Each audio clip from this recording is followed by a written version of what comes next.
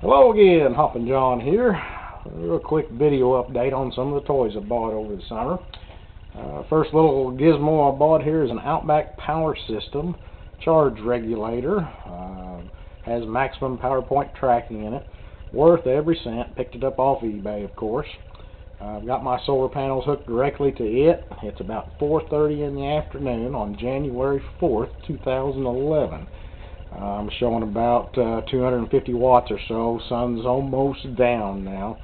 Got 3.3 amps in, about 10 amps out at 24 volts. So, good little critter. I'd like to find an Outback inverter to go with it if I had that kind of funds. I have been eyeballing the Xantrex TR2524, I believe. A little 2500 watt inverter, 24 volt input. Found a few of them for around $850. Would like to find it cheaper, of course. But as money provides, I'd like to go to a backup system now rather than just grid ties. So slowly the system is expanding. One of the other things I did pick up is I bought a grid tie inverter, direct one here. So I hooked it straight to my solar panels. 44 volt open voltage, I believe, is what I have on my panels, and I believe this thing takes in up to 52 volts. But I hook it directly to the solar panels and then directly to the grid on the other side.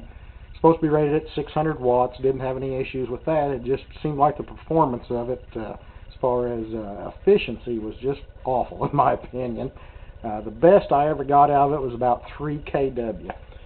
My original system was the little small charge regulator over here, still running fine, no issues with it.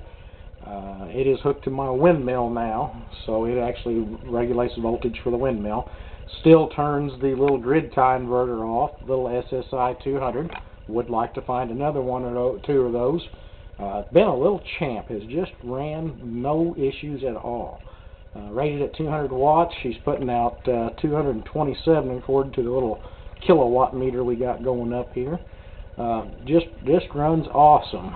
During the summertime, like I say, when we were running a comparison between the two inverters, I got about 3 kW on the little 600 watt direct tie inverter, and I got about 4.5 kW running this maximum power point tracking with the little SSI 200, which is pretty sad to say for that little direct tie inverter there.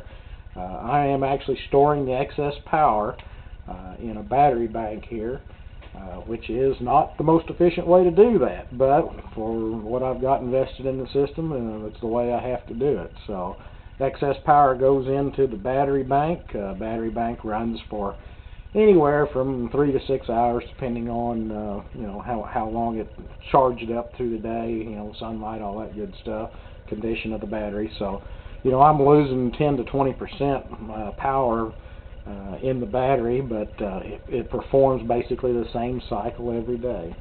One of the other issues that I had with the tracking system that I created, the original one, which is still in place, is a little photovoltaic panel mounted on my big photo array out there with a solar box.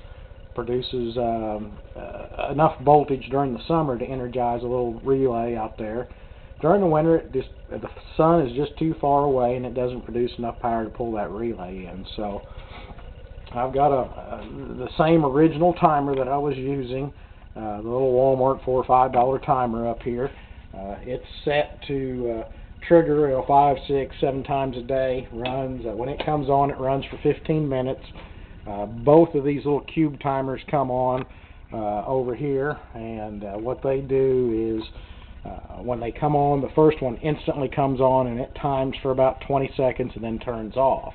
This one is set up for an hour, so when the timer actually stays on for an hour, which is at 8 o'clock at night, it causes my panel to run back to the east for a reset for the next morning. But that 20-second run time, 6, 7 times a day, allows that photo panel to sit there and move for about 20 seconds throughout the daytime.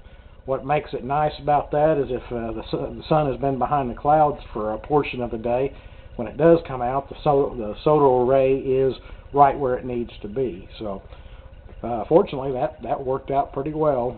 I think the timers are $25–$30 a piece at Granger's, so pretty nice little setup. Works, like I say, without any issues. This thing's been up and running for a couple of years now. So the other little toy that I did pick up during the summer, get a good shot of it down here. This is one hoss of a battery, fork truck battery, 24 volts, 750 amp hour. Hopefully I'll get this thing hooked up. This isn't hooked up to the system right now, but I'm planning on using this for storage for the house for the backup power. For I hope to be the next step would be an inverter. The other one is I picked up a small pallet jack battery, 200 amp hour I believe is what it is, and that's what's actually connected to the solar system now. So there's the quick update. Hope I cleared up a few issues. I had some questions come in, so hope you all have a great evening. Hoppin' John signing off.